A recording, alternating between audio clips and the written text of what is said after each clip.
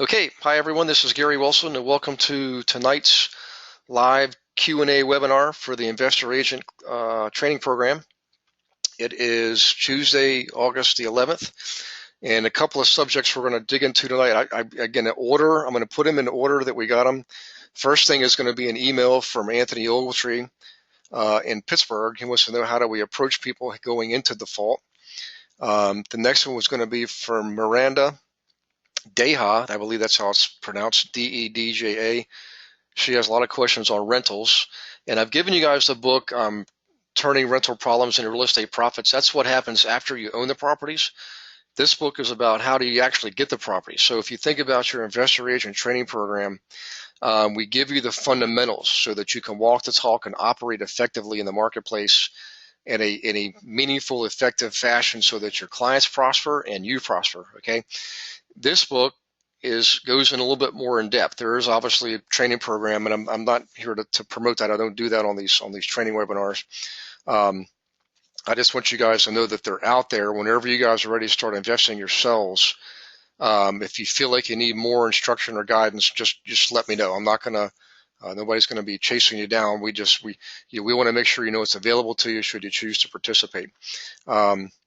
Last week we had somebody indicate they're interested in learning more about how to flip.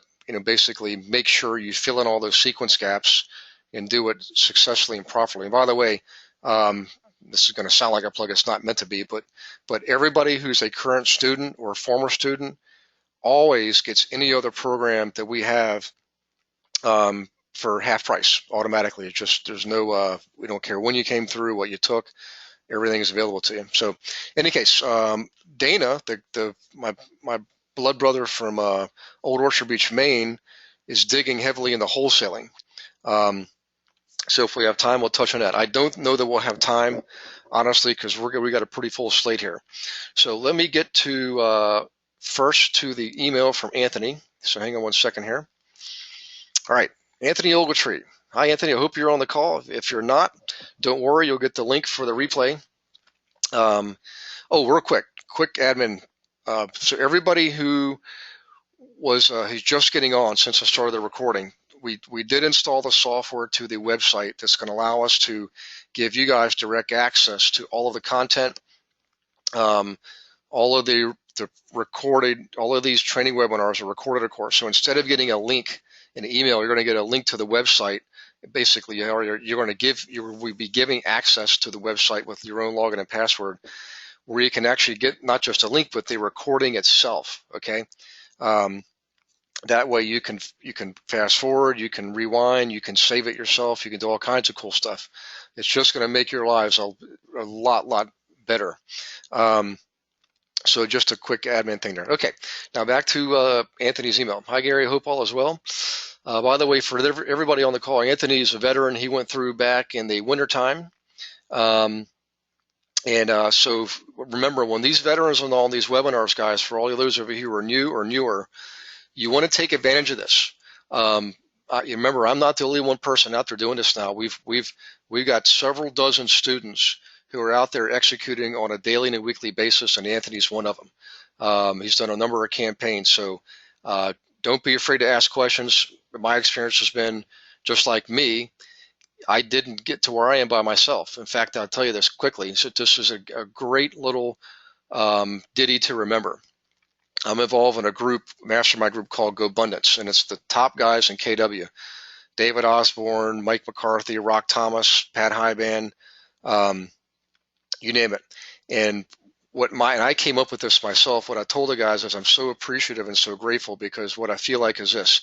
I didn't get to where I am because people below me pushed me up. I got to where I am because people above me reached down when I reached my hand up and asked for guidance, okay? And that's the kind of person Anthony Ogletree is. He reaches his hand up and asks for guidance, so he's climbing the mountain. Just let that ring in your ears for a moment, because I want you to think about it. Some of you guys are more engaged than others. Lou's another person, Lou Perica, not afraid to ask questions. Do it, guys. That's how you're going to grow, okay? All right, back to Anthony's email. I'm starting a marketing program to homeowners that are defaulted in their mortgages or are in one of the many stages of pre-foreclosure. I was wondering if you could talk about how to approach said homeowners and some things to include in my marketing mailers that may drive up the response rates. Should I market from the perspective of already having buyers on hand, or should I include my broker's letterhead and come from an angle of actually just listing the property for them? Okay, that is an excellent question, Anthony, and you're going to get what I hope to be an excellent answer. Two things.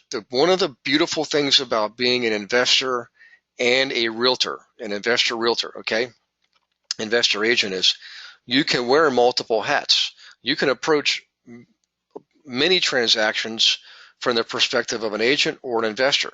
Now, one thing I need to mention here, Anthony, is because you have a license, even if you're approaching a consumer or any transaction from the perspective solely of the investor, you have to disclose that you're a licensee. You always got to disclose. Pointed out, matter of fact, you know the old saying in real estate, it's location, location, location. Well, let me tell you, brother, when you're a broker, and I'm a broker, it's disclose, disclose, disclose. Always disclose. You can't go wrong. Once you disclose, you can tell them, hey, I'm looking at this strictly as an investor. I'm not interested in using my license, okay? You still can do that, but you have to disclose that you have a license. You can't get away from that no matter what. The only exception would be is if you're buying it property or you're wholesaling, for example, through an LLC, and another licensee is doing the transaction work for you, okay? It's a little bit of a gray area, but so far it's been holding up. In other words, you don't actively engage in paperwork, negotiating, anything. Your LLC does the buying, and all the paperwork's in the name of the LLC, and your other agent does the work for you, okay? That's the only exception that we're aware of. Okay, back to your question, how to market to these guys. Personally, what I would do is, since you had to disclose, I'd always, since you got to disclose, say I am an agent, and I do have buyers who are ready, willing, and able to buy properties just like yours. You have to use that kind of wording. You can't say buy your property, because you can't guarantee that, but you can certainly assure that you have ready, willing, and able buyers who want looking for properties just like theirs. Okay. Later on in your letter.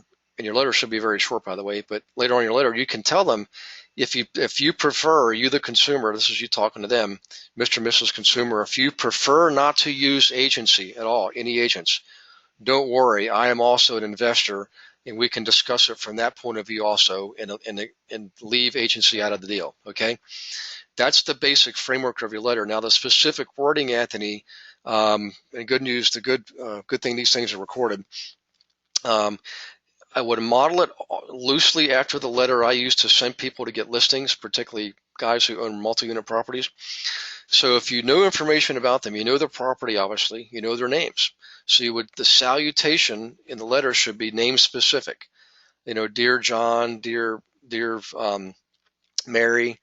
And if it's a doctor, if you're ever writing a doctor whose their chances are they're not losing their home, but if you were, doctors always want to be referred to as doctor and their last name. Okay, everybody else I use first name.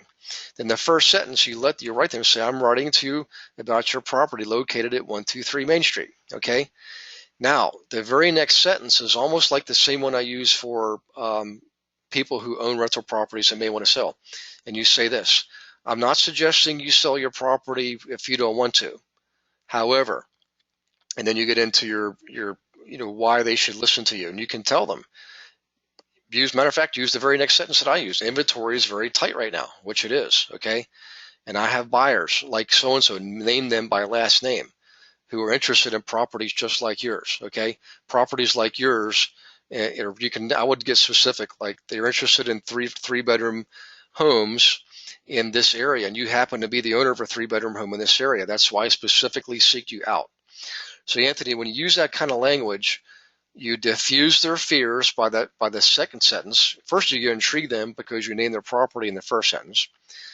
Then you diffuse them. In other words, you give them a statement that basically empowers them to drop their barriers, okay, their resistance, which is, I'm not suggesting you sell your house if you don't want to, because they might not want to. They might think that they can get themselves out of this mess, okay? And then the next thing you do is you give him a fact, which is inventory is tight right now, and it is. Then you let them know that you walk the talk. You've got demand already. You've got buyers who want a property just like theirs, a 3-bedroom home in Bethel Park, for example, okay? And you can name one of them by last name. You do something like that, Anthony, your response rate is going to go way up, okay? You want to keep your letter short as possible. The shorter the letter, the higher the response rate. I would absolutely handwrite the address on the envelope where you're going to send it to, and absolutely handwrite your return address. And on the envelope, do not indicate that you're a licensee on the envelope. You have to indicate that in the letter, but not on the envelope, okay? Now, I don't want to let air out of your balloon, but I do have to tell you this. It's been my experience and experience of thousands of other agents that when you're dealing with people in these circumstances, they're in default, they're behind on their mortgage at a minimum, they're facing potential foreclosure. They tend to shut out the rest of the world. People who are in that state of mind, and this is very important for everybody on this webinar to pay attention to. People in that state of mind who are in financial trouble, or they're going through divorce, or losing their house, or they haven't made payments for a month or two, they generally are going to be non-responsive. They're going to shut out the rest of the world. It's just a human nature activity. It's basically a defense mechanism that kicks in. It's just psychology, okay? So you have to come across sincere, authentic, and genuine as someone who's generally interested in trying to help them, okay?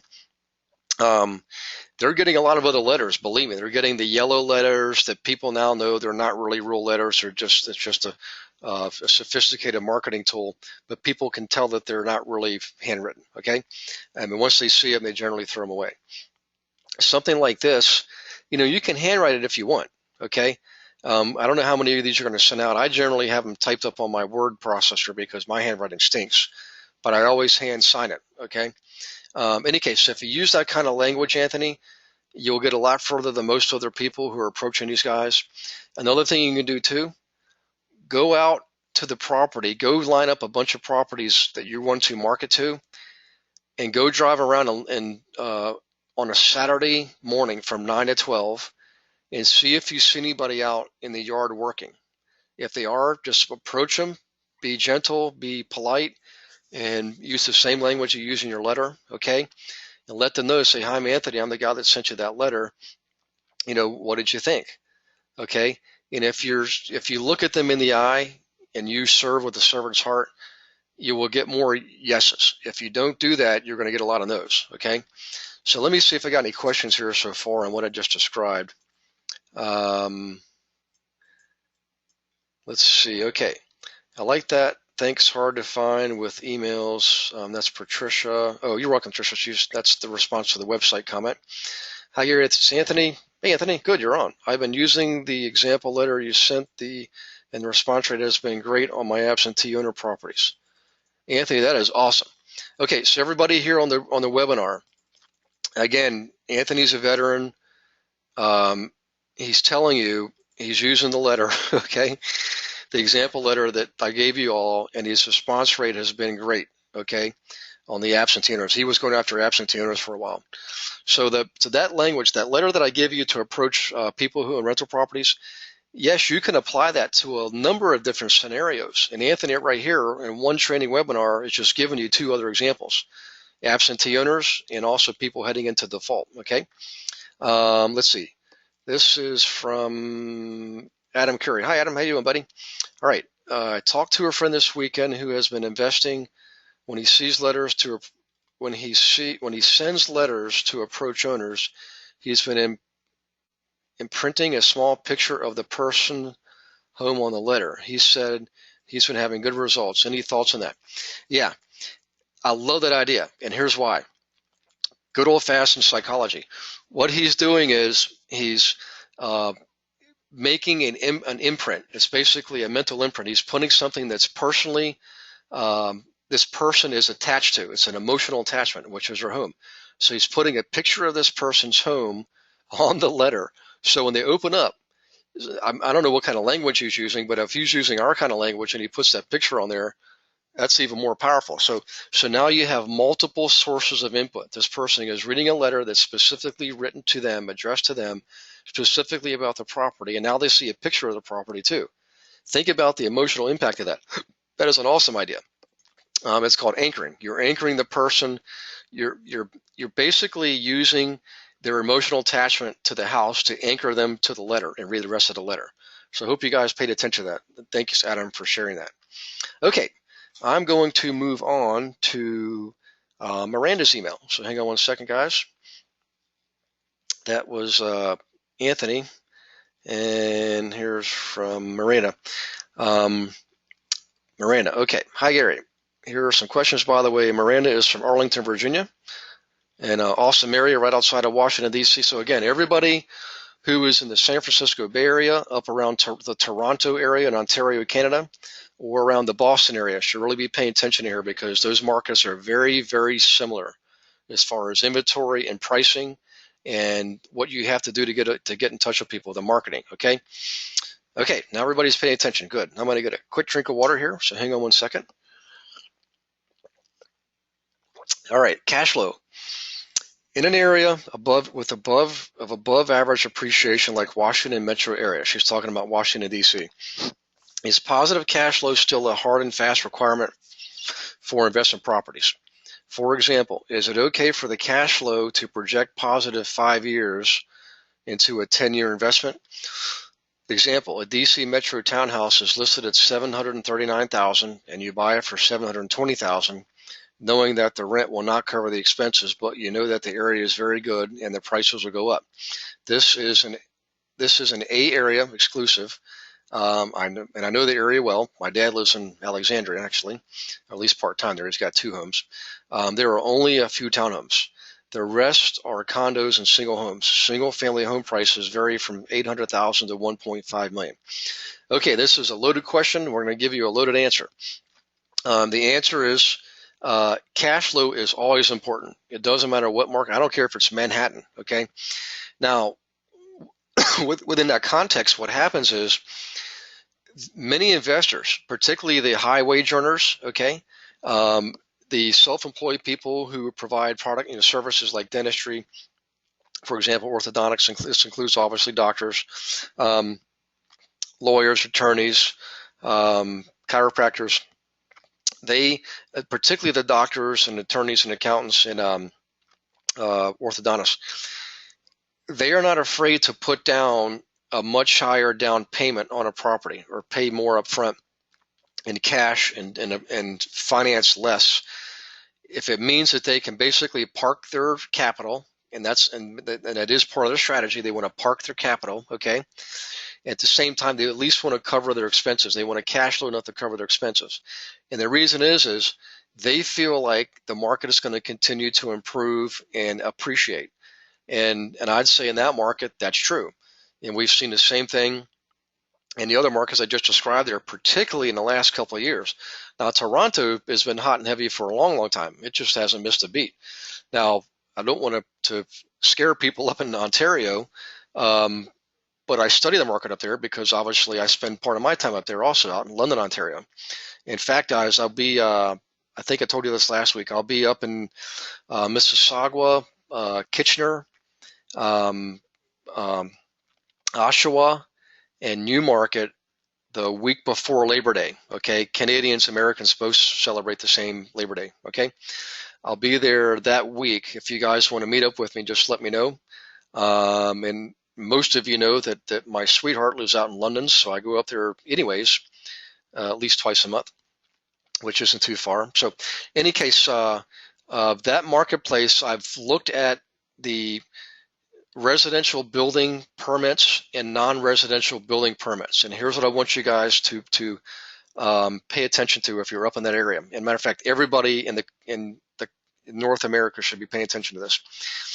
When residential building permits are on the increase and non-residential building permits are on the decrease, that's going to tell you that sometime in the future there's going to be fewer jobs. In other words, if the economy is spending less money on non-residential building, i.e. business building, inevitably it's a mathematical certainty. That means there's going to be a slowdown in employment coming. Well, who's going to be living in all these houses that these guys are still building? In almost every real estate recession in the history, that's been one of the precursors. The residential builders just are too, they're not disciplined enough. They will not believe that it's going to slow down like tomorrow. The thing is, you don't know when it's going to slow down, but it's going to happen. When non-residential building drops and residential building increases, just look at the math, look at the graph. It's gonna happen. It has happened over and over and over again in the history of our economies. Okay. In any case, sorry to get off on a tangent. I don't know why I was getting into all that, but it is important information to know. Back to the question here from Miranda. So Miranda, there are many investors out there, but again, the high wage earners that I encourage you guys and give you marketing techniques to approach, who will put down more money so that they do have some cash flow. But they're also not looking at it just for cash flow. They're looking at it for capital appreciation, which is right in here in your email. Okay. I know investors who have bought properties in parts of California. I don't do it myself. I don't recommend it, but they will actually negative cash flow. They know, because they know it's only going to be that way for a couple of years, maybe 3 years. And then over the long haul, they're going to way more than make up for it. Okay. Let's see, cover it's 725, yeah, what she's saying here is if you don't have the income to cover the expenses, people still do it if they know their prices are going up, and the answer is yes, they will. Now, you have to look at the economy, though. In Washington, D.C., one of the reasons why, by the way, Washington, D.C. also, just like Toronto, really didn't miss a beat. Okay, during the last recession, as far as real estate goes, they kept plugging along. The reason is because they have a stable economy because of our federal government. The federal government did not lay people off. They kept growing and growing and growing. Okay, spending money, printing money like it's toilet paper. All right. Well, by the way, in Americans, you guys aren't off the hook either. It looks like 2016 we're headed for another dip, and the big problem is our government has been printing money like toilet paper. The trigger is going to be all those people who in this past recession went through loan workouts, okay? The kind of people that Anthony Ogletree is going to be going after. A lot of those deals are coming due, and they've got to make good on them. And it's going to be not a big problem, but a small problem that's going to trigger the bigger problem, which is all this worthless paper floating around out there, okay? And by the way, I'm a very positive person, and I had to be convinced of this. And I've looked at the numbers, and it seems like a mathematical certainty. Nobody knows how big or deep or long or broad. And something could change between now and then. Let's face it, next year is an election year. Lots could change, but you guys need to pay attention to this kind of stuff. All right. Okay. The rest are condos, single family homes go from, yeah.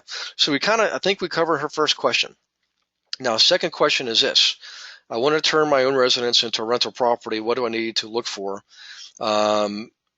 Is this even advisable? How should I calculate the rate of return? Any advice? Yes.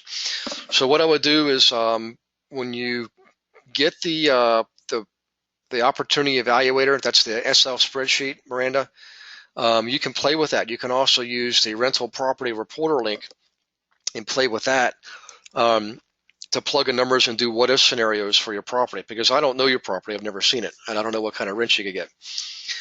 And I don't know what your mortgage payment is if you have one. I mean, all those factors and you can use those two calculators to plug in those figures and do some what-if scenarios.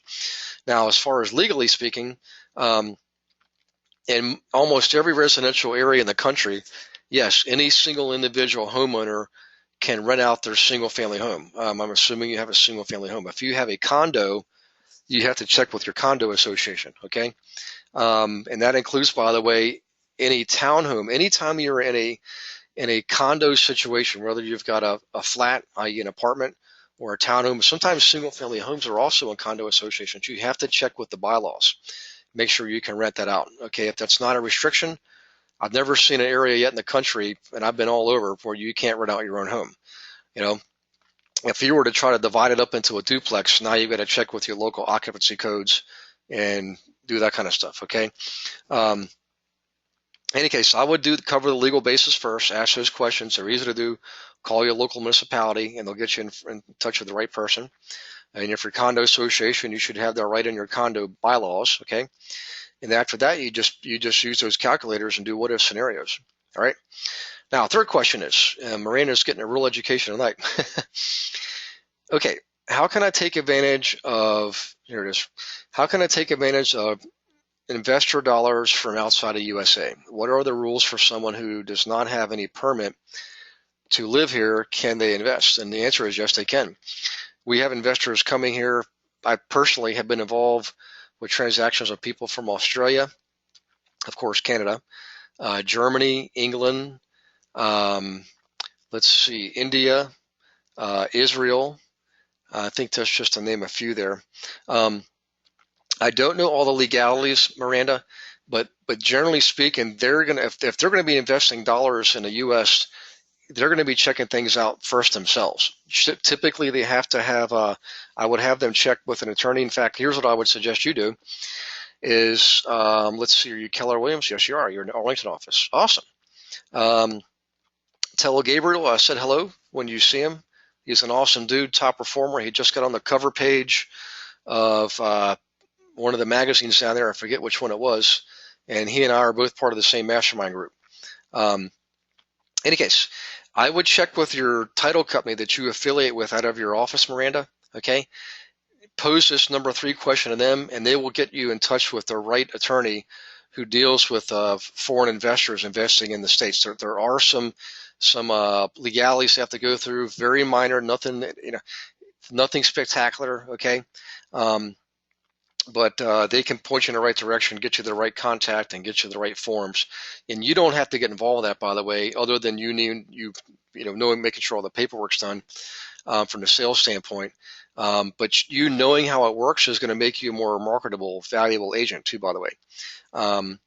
Now, for everybody else in the country and in Canada, most foreign investors are coming to the States, but for you Canadians coming down to the U.S., we actually have had, I think, a student from Montreal was investing here in the States. So if you're on the call and I can't remember your name, maybe you could shoot us an email and let us know who you work through. A lot of people are going through attorneys in Chicago and who are doing basically international real estate transaction law and getting things done that way. Okay, number 4. You talk about using others' money to invest. Can you elaborate on this? And I really don't. I'm not sure where that came from, unless I maybe mentioned it in passing, but I'm not a big advocate of borrowing a lot of money. I'm actually a Dave Ramsey fan, and I've done all that no money down stuff in the past, and I can tell you from experience and actually show you mathematically that when you put your own money down, put down your 20% or 25% if necessary, get a bank loan for the rest at a nice low interest rate, 4 to 5% even for commercial. Okay, you're going to cash flow much better. You'll have built-in equity, and if something happens economically or you personally, you'll be in a much safer, less risky position should you need to rely on that property and the income from the property. When you go borrowing for down payments, now you're so highly leveraged that it's almost impossible to cash flow from month to month because stuff happens. A water tank goes this month. You need a new whatever. If you fail an inspection, you need a new handrail on your stairs the next month. Just stuff happens, okay? When you do that, you're at tremendous risk. So if something happens to you, divorce, death, loss of a job for you or a loved one, many things could happen. It could put you at grave risk and risk of losing your property. So I really don't advocate borrowing for down payments. If you absolutely have to, yes, you can borrow from a 401k. You can borrow from a whole life policy. Okay, you can buy a property from inside your self-directed IRA. There's a number of things you can do, and you can also get a private investor to work with you. Okay, and you mentioned this in your statement here, by the way, too. If you have a private investor, the investor, the agent who's going to be looking at buying the property, should be setting up an LLC. So I want you to write this down and think about this. If you have other people approaching you to invest, okay, and you want to form a partnership with them, absolutely form an LLC. You're the general partner, they're a limited partner. If you want to get really fancy, you can make another LLC be the general partner, okay? And then you can be another investor, a limited partner, just like the other guy with the money. Then that person is going to make a loan to the LLC to put funds inside the LLC to go buy a property. And there's a loan document actually documented to talk about that, okay? Let's see. I have a client who wants to give me money to invest. Bloom, bloom, bloom. The friend does not have anything to do with real estate, with investment. Excuse me. He only wants the money back plus 5% interest a year after 10 years. Is this something that can be done? Yes. What if the friend is in France? If they're in France, then Miranda, I think you and I should both fly to France and visit them in person, because you can surf in France, and I want to go surfing in France. So let's do that. We'll go together, okay? In any case, back to your question here. You absolutely can do that. I recommend, Miranda, you set up an LLC to do that, though. You wanted to limit yourself directly from the transaction. You want to give one layer of separation, which is the LLC, which gives you limited liability, okay? It makes it more professional looking, and actually protects you, okay? And your investor for that matter. So that's how you go about doing that. That's kind of an advanced technique. I do teach that in other programs. I don't get in that kind of level here in the investor agent program, because usually people are just dealing with flips in 1 to 4 units and new investors. However, if this is a steady stream of capital for you, then absolutely take advantage of it. Okay, let them fund the money, let them fund the down payment. Okay, and the LLC will get the loan for the remainder of the purchase, 80% or 75%. You both are going to be personal guarantors. You can't avoid that these days. And if you set up the LLC correctly, you've got a limited liability. And at the end of the day, you want your profit. Okay, that's what it's all about, is profiting. So hopefully I give you a couple of good guidelines there to start with. You might want to talk to Gabriel, by the way, because Gabriel's an investor, and he might have somebody he can point you to help you set up your LLC correctly. Could be your guy from your title company. Okay. All right. Let me check here for questions. Let's see. I think I'm caught up there in questions. I am. Hot diggity dog. Okay. So that was Miranda's email. Miranda, I hope I covered everything for you, enough for you to move on to your next level here. Okay, next one here is, by the way, since we're on the subject, let me go here real quick. Investing for rental profits and winning every time. It's actually a different title now. It's called Rental Profits Without the Pain.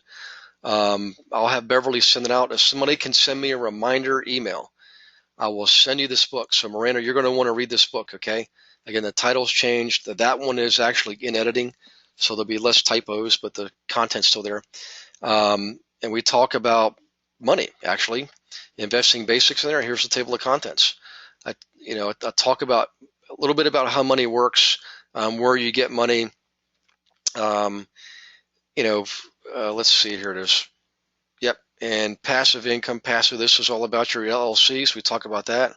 So, Miranda, this would be an awesome primer for you for getting into buying rentals. Okay. Here you go. Financing. Just say no. Now, I am in favor of financing up to 75 or 80%, particularly in today's market. Okay. However, I will tell you this: the less you can finance, the better. It's just puts you in a less risky position. I know it runs counter to everything we're always taught on late night TV. And trust me, I know Ron LeGrand, I know Tham Merrill, I knew Russ Whitney. Okay, I never met Carlton Sheets, but I studied all this stuff. Long term, it is always best to be in a cash position. The only way you're going to get there is to start getting tough with yourself early on. I know a lot of people start off borrowing from every time they can hear it to get the deals to go through, okay? But you got to get to a point where you got some skin in the game, all right? It's going to tie you to your projects, so when times get tough, you'll stick with it. You won't walk away from them and have to start all over again, all right? You'll stick with your assets. You'll keep them, though you will benefit from that because you'll benefit from the turnaround, the economic turnaround when it occurs. If you bail out of your properties, you don't know when it's going to turn, and you miss the most critical point of a turnaround, which is the very beginning, okay? I like using money. I like using cash. No, I couldn't do it right in the beginning. It took me years to get to that point, but I can tell you it's a much, much better way to invest. And I know people out there right now are turning over in their graves saying, how can you say that? You shouldn't use any of your own money. Baloney. That's just what you were taught. And I was taught the same thing. And I can tell you I've lived both worlds, and this world is better. All right. Okay, enough said. We get into a lot of subjects. in this book, locating the right areas, identifying the right types of properties, analyzing the properties, how to find the right owners, and we actually here, check it out, how to find the right kind of realtor, which is you. All right, get into making offers, getting ready for the closing. We talk about property management at a very high level, and the fact that you can also flip these properties and wholesale them too. Okay, so all that stuff is in the book. You guys will all get that for free. And let's see. Looks like a question just came through here. Marina says, thank you. You're welcome. Okay. This is from Margaret. Other than the obvious need for an attorney, can you talk a little bit about a process of setting up an LLC? How does the money get in, out again, in and out again? What do we need to watch out for? Okay, this is Margaret. Hi, Margaret. How are you? Yeah, I tell you what, it is in the book here. I do talk about it in, I think, several of my books, actually, using LLCs. Fundamentally this, though, here's the deal. There's multiple types of LLCs. An LLC is simply a legal entity that allows people like us, individuals, to set up a company, make it look like either a corporation, make it look like a C Corp, for example, or you can make it look like a partnership, okay? You can also make it look like a sole proprietorship. All the while, you've got liability protection. It gives you the liability protection of a corporation, but gives you the flexibility of a small entity, okay? And if you're an individual single member LLC, like most of mine were, it allows you to have what's called pass-through income, okay? So you can enjoy the benefits of passive income from your rentals and have that income pass through your LLC to you personally on your tax returns, okay? So you get all these wonderful benefits of having liability protection and also corporate benefits of being able to determine when you pay your taxes. If you want to do a fiscal year, you get to do all your write-offs first before you claim income. All these wonderful benefits. Now, to set up an LLC, single member LLC, if you've never done one before, I highly recommend you get an attorney. Always start with your local title company and see who they recommend, okay?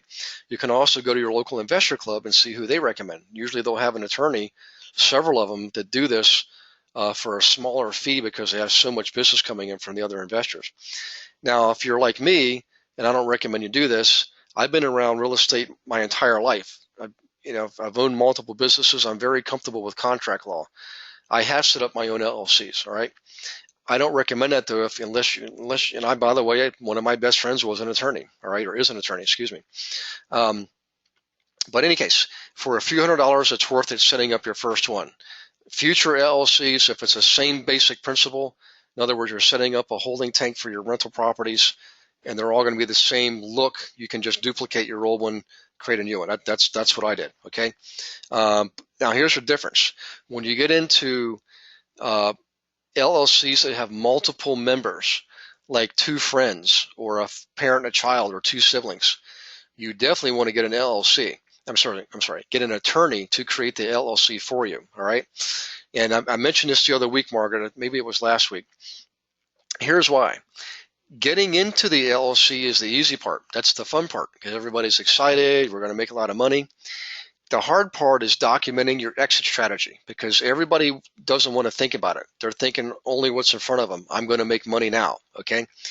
But you have to think about your exit strategy, and you definitely have to think about it if you're going to involve more than one member because stuff happens in life. We just mentioned this earlier.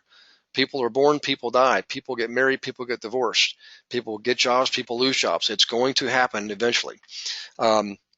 When that does, you've got to have a predefined set of steps to execute should those eventualities occur. In other words, make your decisions ahead of time when you're of sound mind and body and not when you're in haste, not when you're in crisis mode. You don't want to make those decisions when you're in crisis mode. Have those decisions ready-made so when something happens, if and when it happens, you already have defined what you're going to do as a result of that, okay? Now, to put money in the LLC, generally the members of the LLC will fund it. And if it's a single member LLC, yeah, you can say you've got shares of stock, but the reality is you're 100% owner, okay? And you have to show where the money came from, or you should document where it came from.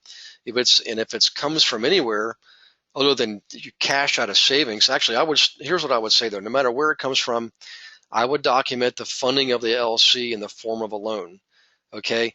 You, Margaret, loan the money to your LLC, and the LLC is going to pay you back. That's a smart way to do business. Just check with your accountant and your tax attorney, and they'll go into all the reasons why.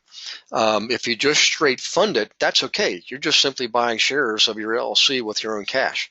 I've done that too, but I think it's wiser to set it up in the form of a loan, okay? That's how you get money in. Getting money out, it's really just a matter of writing checks from a checking account, and then your accounting system, your bookkeeping system is going to document what the money was for, okay, who it went to, and with an attached invoice, you know what you're paying for. And if you're paying the lender back, you as the lender, it's going to be in the form of a loan payment. So getting money out is not an issue, okay, or in for that matter. And it goes, that's just some high-level stuff to think about, Margaret. Let's see here. What else should she say? What do we need to watch out for? I kind of gave you that too. All right, this is Andrew. Hi, Andrew. Do you have any prepared info to give to investors / clients about getting into rentals, multi-unit rentals, and what strategies to use in building wealth in rentals? That's Andrew Patterson. Okay, Andrew, I'll tell you what. The book that Beverly's going to send you, again, I need one of you guys to send me a reminder email so that I don't forget, because I'm going to send you 2 books actually. Use that book to give to them, okay? Use that book as a marketing technique for you. You know, I know my name and number is going to be in there. I don't want the lead. I don't need it. But you do. What you ought to do is say, hey, you know, here's something you can use. It's a free gift. And by the way, here's my business card. You can attach it to them. So use that to your advantage. You don't have to create anything. It's already done for you. Okay. It gives them real life stories. So I don't just paint the pie in the sky picture. I'm different. I actually tell people the good, the bad, and the ugly. That way people are grounded when they make their decisions to invest, grounded in reality, and not have their heads floating around the clouds. Okay. You've all seen me teach. You know that before every presentation, I bring people back down to earth with real world examples of what you can expect. I do the same thing in my writing. So I recommend you just use the book. Use it to your advantage. I mean, I wrote it to give to you guys that you can use to help yourselves be more prosperous. Okay. Okay. This is Margaret. So don't forget the prenup. Thanks, Margaret. Yeah, I know my stepmom just told me that this past week, and she said, "What you do if you ever get married, Gary? Make sure you get a prenup." And I do agree. It's just I'm a romantic and I can't help myself. I like to think that when you fall in love, it's forever. Although I got my own life experience that tells me otherwise, but I can't help it. I'm a hopeless romantic. So, in any case, no, I'm not getting married anytime soon. I probably will eventually because I do want to, but I'm also being smart about it. So, in any case, or being grown up about it, I guess you could say. Okay, let's see here. I want to go to now. Melanie Robinson sent an email, and she wanted to know about our training program for buying flip properties, for flipping. So let me go to that book here. So tonight is another twofer. Last week you got a book on wholesaling and how do you manage properties once you own them, and for your clients too, for that matter. This week we get a book on how to flip homes and how to buy rentals. So you guys are really getting a lot of good stuff here. Any case, so for Melanie, what I would do is, Melanie, I would start by reading the book. I'm not trying to dissuade you from taking another training program, but currently you're in a training program right now, and I'd like to see you finish it and use the information, the tools, and the techniques to generate some additional cash flow for yourself. Okay, get these commissions coming in on a regular, consistent basis so that then you can go out and flip your own homes. I think you should buy rentals first, but inevitably most people just want to flip homes, and I get it. Okay, but read the book first, and then what we'll do is on your strategy call, Melanie, let's talk about your particular launch, because if you're already an investor, I have launched many students down the investor path first before they ended up generating additional commissions, because that's what they wanted to do, and they were able to do it safely and profitably. Okay, that may be your case. If that's the case, let's rock and roll. But first, start by reading the book here. Go through the program that you're currently in, and we'll get you off on the right track. I'm going to be offering some of these courses is it September or October? I think it's September. But I'm going to be, it's not anything I'm going to really be actively promoting. It's just going to be people who are aware of it and ask for it. And we'll do some pilot programs and some beta tests. We've already done it for the one on rental properties without the pain, how to actually buy rental properties. And it's an awesome way to learn. You actually are part of the process where we go through editing and publishing and all that. You guys come through that program with me. And the people who do that, I'll tell you this, guys, I did it myself with a number of programs in the past.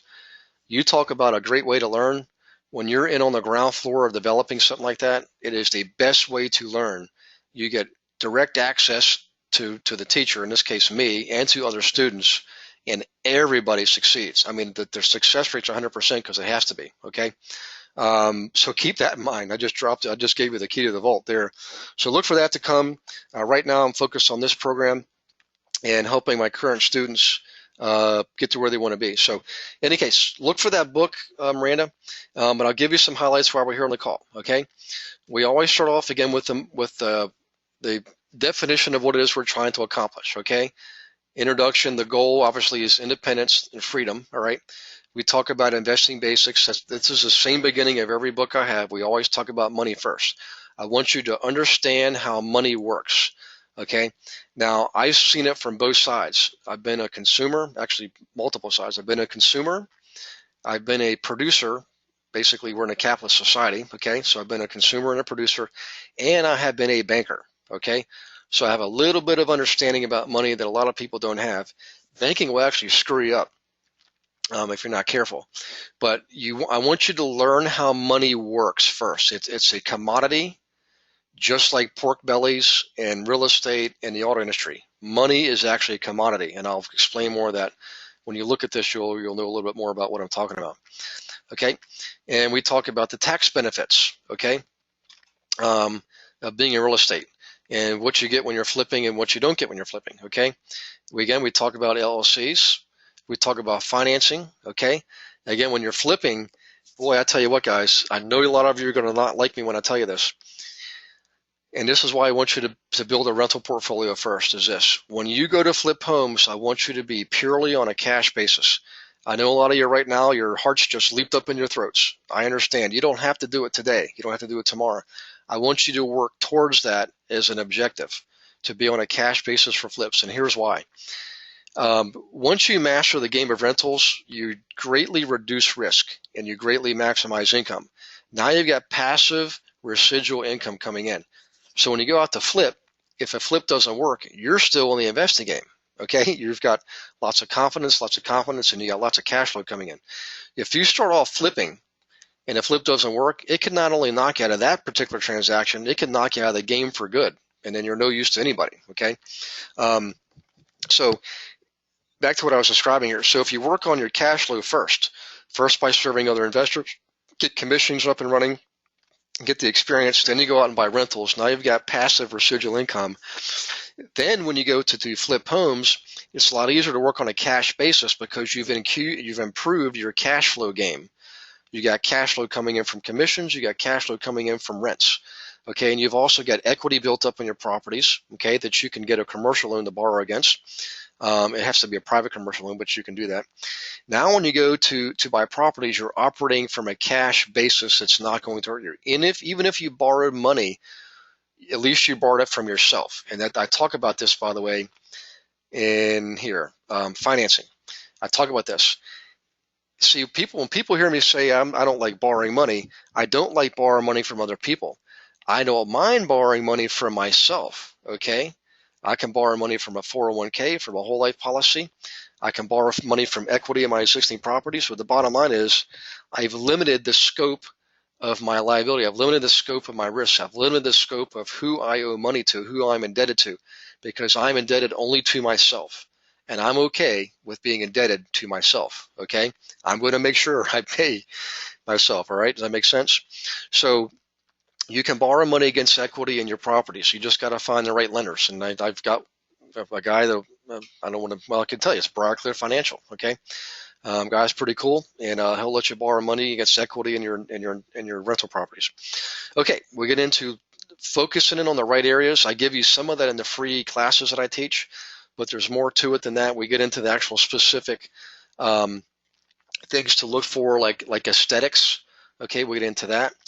Let's see. We talk about what areas to invest in economically. Here's some more about what types of properties to look for, where they're located, what to be around, how to analyze the flips. Okay, it's analyzing flips is different than analyzing rentals, obviously, because there's two different strategies. Okay, how to find the right owners. The right owners for flipping are usually not the right owners for buying rentals, and vice versa. Okay. Again, we talk about the right kind of realtor, which is you.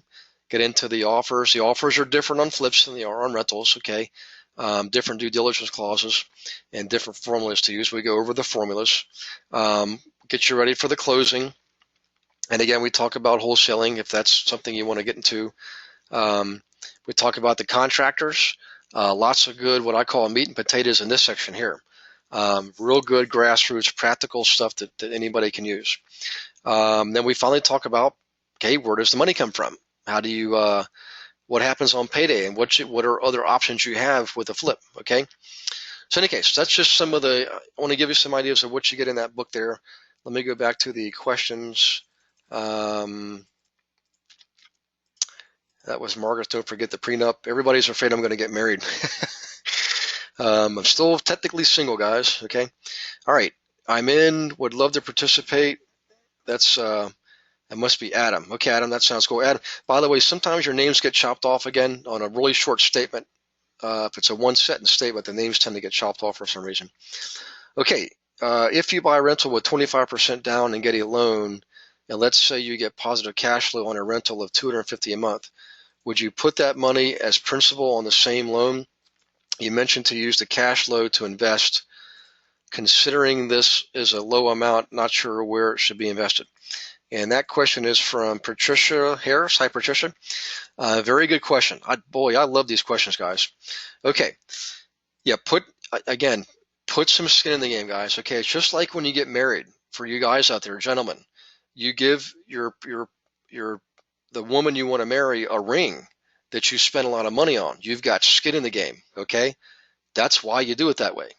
No woman's going to say, "Oh, sure, I'll marry you," and you don't put a ring on her finger. Well, maybe some women will. I don't know, but I'm sure I'll get a few laughs there. But the reality is you want to put some skin in the game in anything you do in life, and that includes real estate investing. So, all right, back to let's see, Patricia's question here. So what I would do, Patricia, this is what I did. Okay, when I was building my portfolio, I had an elderly gentleman named Gerhard Flufelder. This is after Socrates' dad passed away. He's the one who told me to be patient. And he said, you may think it's going to take you a long time to build wealth and income by being patient, but he said it's not. He said by being patient, you make wise decisions and you avoid more errors and mistakes. And you create more opportunities for yourself to grow and prosper more fruitfully, more successfully, and more abundantly over a longer period of time. And I'm telling you, he's absolutely right. So what I did is I took all my cash flow in the beginning, Patricia, for the first 5 years, I took every bit of cash flow and put it in new properties. I didn't pay off the existing loans. Okay, I didn't start doing that till later. What I did was when I was in growth mode, I started taking the cash flow, banking it, putting it in an account that earned just interest. It was a very safe, like a money market account or something. And as I accumulated cash in there, I would use that for down payments on future properties. Now, as you might imagine, Patricia, each time I added a property to my portfolio, I also increased my cash flow, okay?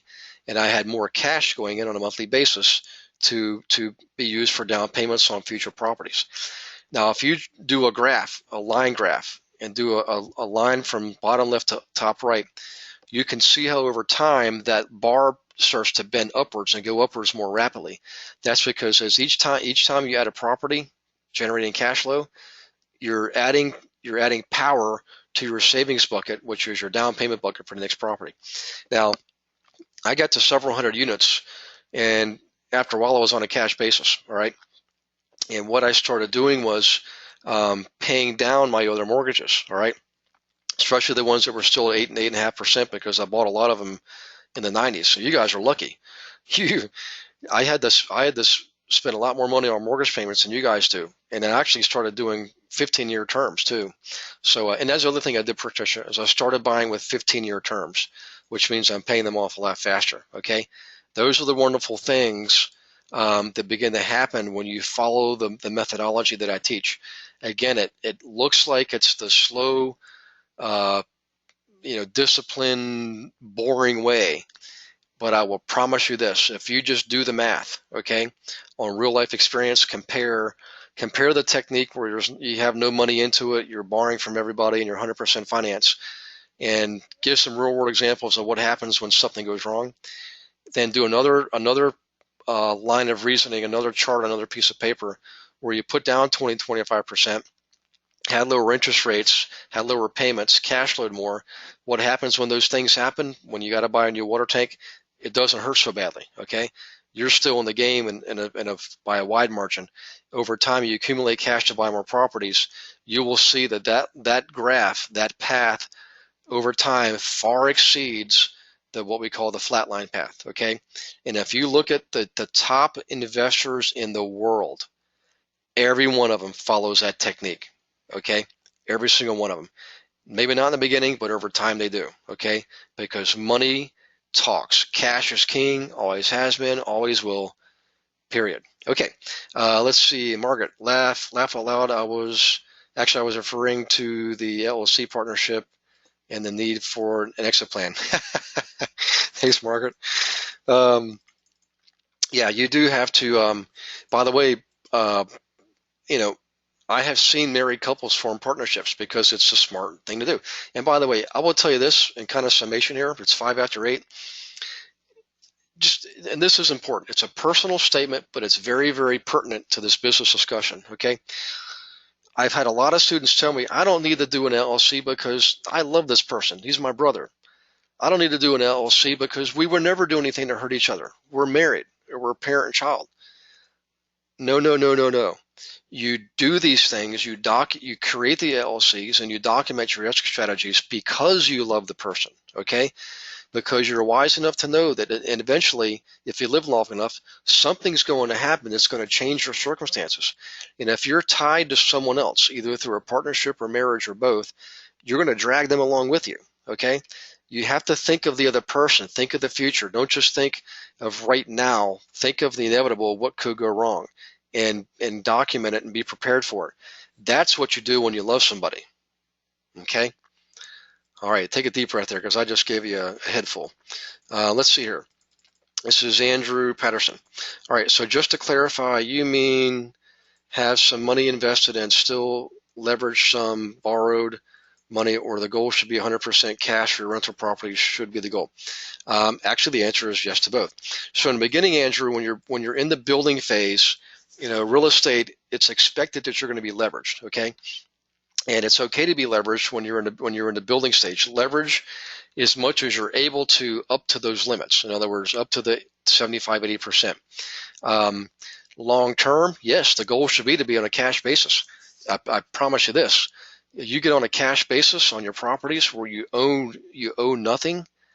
Can you imagine the freedom you'll have, the freedom and independence? Now, I'm going to give you a benchmark here. I know we're running late, but I just want to get this out there. There's 2 benchmarks I want you guys to consider. The first one is one you've always heard anyways, and that is you should never borrow more than 1/3 principal and interest, 1/3 of your cash flow. The same thing applies to rental properties. So if you have $1,000 coming in cash flow, your principal and interest should not be more than $333. Okay, that's my Gary Wilson rule. In the beginning, yeah, maybe half of that. Your principal and interest may be $500 or 50% of your cash flow. I get it. I understand. That's when you're leveraging 75, 80%. What I want you to get, though, to is this, is the 1/3, 2/3 ratio. And when it comes to income and expense, the debt, the principal and interest, the debt portion of your expenses, not taxes, not insurance, just principal and interest, should not be more than 1/3 of your rental income. Okay, it's easier to do that when you buy 2, 3, and 4 unit buildings, not single family homes so much. Now, that's the income expense ratio, profit and loss ratio. On the asset liability side, it's the reverse. It's 2/3, 1/3. In other words, you should not owe more than 2/3 of what you own. So if you owe a $100,000 building, I want you to make your goal to be where you don't owe more than $67,000 on a $100,000 property. I know I just told you you can borrow up to 75, 80%, and that's true when you're building. But what you want to do is strategize to where you can improve your property and raise the rents, so that now you're not going to be able to change your payment that much, if at all, but you can change your rents. So you can address it from the upside. You can improve your property, raise your rents. So now instead of collecting, let's say you've got a $500 principal and interest payment on your mortgage and you're getting $1,000 income coming in. That's a 50% debt ratio, okay, on income expense. To get that to be 1/3, what have you got to do? You can't really reduce your payment, can you, without refinancing? But you can raise your rents over time by making improvements to your property and raising your rents. Can you raise it $500 over time? Yes, you can. Okay. That's just an example. So I want you to think about that ratio. That ratio for me was the magic ratio. 1/3, 2/3 on expense to income, and 2/3, 1/3 on what you owe versus what you own. That's a lot to digest there, guys. Boy, I really got through a lot of information tonight. We had some awesome questions, though. Awesome emails. I love these emails. Guys, send them to me, to Gary@consideritsold.net, and we'll get them covered in these training sessions. We actually did talk about wholesaling a while ago. If you guys want me to talk about wholesaling, just let me know. Everybody should have gotten the book. I think that was last week, and I'll be meeting Dana Truman. And what I'll do is I'll get Dana Truman on one of these webinars. He's been on them before. He's a veteran. After I meet with him on Labor Day weekend, we'll set up maybe a special interview with him, and I'll have him share with you guys what he's doing for wholesaling. See if you like it. I personally choose not to do it. Okay, I do teach it, and I've done it. I just don't personally do it myself, but other people do. Okay, so keep that in mind. Let's see if there's any other questions here before I go. And I don't see any more. But I want to thank you all very much again for being on this live Q&A webinar. I always appreciate the opportunity to teach and serve and help you guys grow and prosper. Please remember every morning, write down what it is you're going to do that day, roll up your sleeves and take action. I actually want you to do it the night before. I'm going to send you another motivational video. I hope you guys watch them. I do that stuff every day for myself, and it does, over time, it does have a dramatic effect on your performance and your profitability and your prosperity. Okay. I hope you all have a blessed week and an awesome weekend this weekend coming up, and I will see you next week, which is going to be next Thursday night. I will be in Alexandria, Old Town. That's Alexandria, Virginia, and we'll do that coaching call on the 20th next Thursday. Okay. So we will see you all then. Hope you guys have a wonderful night, great weekend, and God bless you all. Thanks. Bye-bye.